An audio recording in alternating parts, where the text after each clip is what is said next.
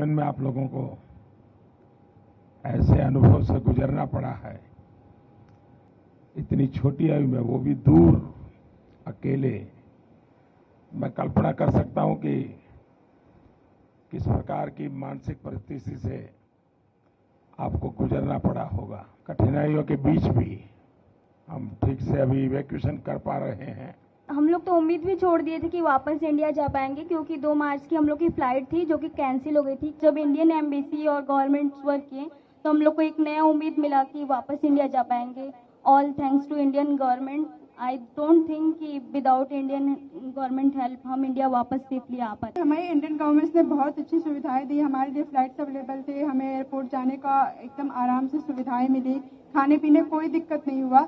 बहुत अच्छे से हमारे बाकी सारे स्टूडेंट जो फंसे हुए थे वो कल भी लैंड कर गए हैं, कुछ आज लैंड कर गए हैं। थैंक यू मोदी सर, हम लोगों ने बहुत आराम से हम वहाँ से निकल गए हैं। बॉर्डर क्रॉस करने के बाद इंडियन एम्बेसी ने हमें बहुत ही सुरक्षित तरीके से हमारे कंट्री में पहुंचाया। तो मैं हमारे प्रधानमंत्री नरेंद्र मोदी जी यानी कि आपका बहुत ही धन्यवाद कहना चाहूँगी कि आपने मुझे मेरे घर तक सुरक्षित पहुंचाया। और मुझे विश्वास है कि और भी जो बच्चे फंसे हैं आप उन्हें भी जल्द से जल्द उनके घर पहुँचा देंगे।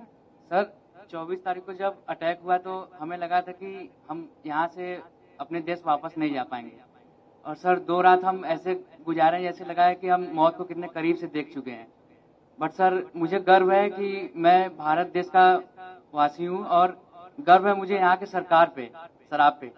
और सर सबसे ज्यादा गर्व मुझे महसूस होता है अपने तिरंगे पर। जब हम इवैक्यूएशन से आ रहे तो हमें ऐसी नोटिस मिली थी कि आप अपने बस के आगे और खिड़कियों पे तिरंगे को लगा दीजिए, ताकि जब रशियन आर्मी देखेगी तो आपके केवल तिरंगे से वो आपको टच भी नहीं करेगी। और इस तरह मेरे लिए बहुत बड़ी बात है कि मैं ऐसे महान देश में पैदा हुआ। उस ड्यूरेशन में हमारे पास कोई होप नहीं था। A single hope only is this कि हमारा government and first of all sir specially you sir भगवान के बाद अगर घर में नाम लिया जा रहा था तो सर वो आप थे। मोदी जी हमें बचा लेंगे, अब जो भी कर सकते हैं मोदी जी कर सकते हैं। अब इससे बड़ा हम कुछ कह नहीं सकते सर। पेरेंट्स सब होप खो देते हैं सर, क्योंकि हमें बचाने के लिए हमारे पेरेंट्स कुछ भी कर सकते हैं, पर उस सिचुएशन में sir parents can't do anything and that time they are all wishing from God and they are always, I have no word sir. घर में 100 बार नाम सिर्फ आपका लिया जाता था कि मोदी जी कुछ कर लेंगे, वो ही कुछ कर सकते हैं, अब कोई कुछ नहीं कर सकता। First of all I would like to say that पहली बार हमने इंडियन झंडे की ताकत देखी।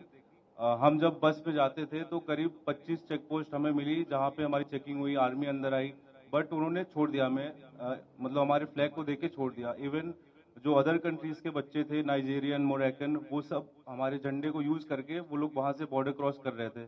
तो sir thank you so much for evacuating us, thank you so much sir. मेरी दादी ने मुझे ये बोला था कि क्योंकि मेरे फादर आर्मी में है तो उन्होंने बोला था कि तुम्हारे पिताजी ने तो ये वॉर नहीं देखा जो तुम फेस करके आ रही हो, लेकिन उन्होंने ये कहा कि मोदी सरकार जी पे पूरा भरोसा है कि अगर कोई नहीं तो वो तो आपको जरूर ही निकाल देंगे। जब अटैक हुआ था 24 को तो 25 को हम सारे राशन की लाइन में लगे। हमें लगा कि 1 हफ्ते लग जाएंगे हमें इवैक्यूएशन के लिए, लेकिन हमें 26 को ही मैसेज आ गया कि आज आपका इवैक्यूएशन है। हम बॉर्डर पहुंचे, फिर वहां से हम रोमानियन बॉर्डर को क्रॉस किया और फिर वहां से इंडियन एम्बेसी ने हमारा बहुत साथ दिया। हमें तुरंत इवैक्यूएट किया गया, फ्री फ्लाइट्स, फ्री एवरीथिंग। मेरे पास तो इंडियन करेंसी भी नहीं थी लाने के लिए कुछ। तो हम लोग सो ही नहीं पा रहे थे कि अटैक हो गया, अब हम लोग के साथ भी कुछ भी हो सकता है।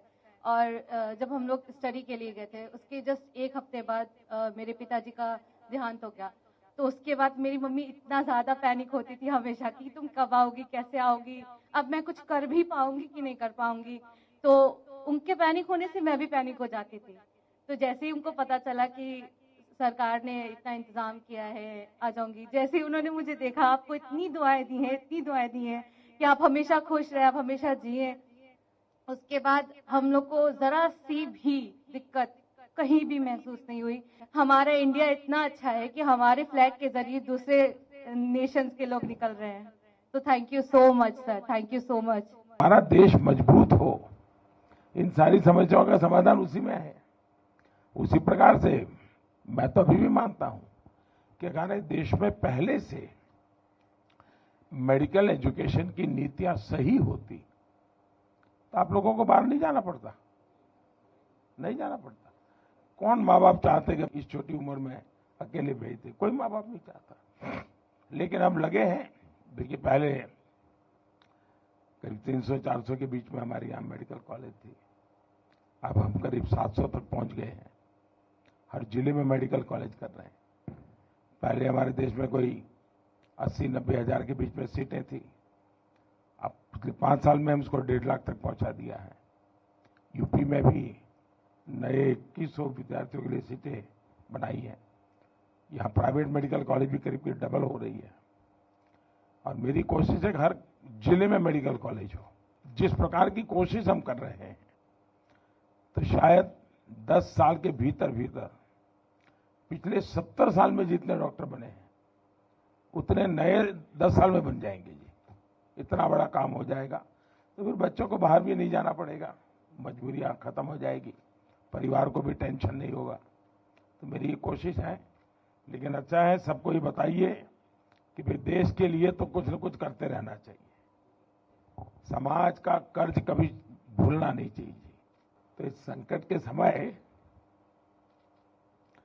स्वाभाविक है, क्योंकि अगर कोई बच्चा गुस्सा भी करता है तो मैं मानता हूं ये स्वाभाविक है। भाई, इतनी मुसीबत से आया है और इतनी ठंड में इतना चलना, तो ये बहुत स्वाभाविक है। अगर किसी बच्चे को, उसके माँ बाप को भी अगर गुस्सा है, इवन मेरे लिए, तो भी मेरा मत है कि उसका एक गुस्सा जायज है। जायज है। खैर, जब समझेगा, मन शांत होगा तो फिर प्यार भी करेगा। चलिए, बहुत बहुत धन्यवाद। आपके परिवार को भी मेरी बहुत शुभकामनाएं भैया।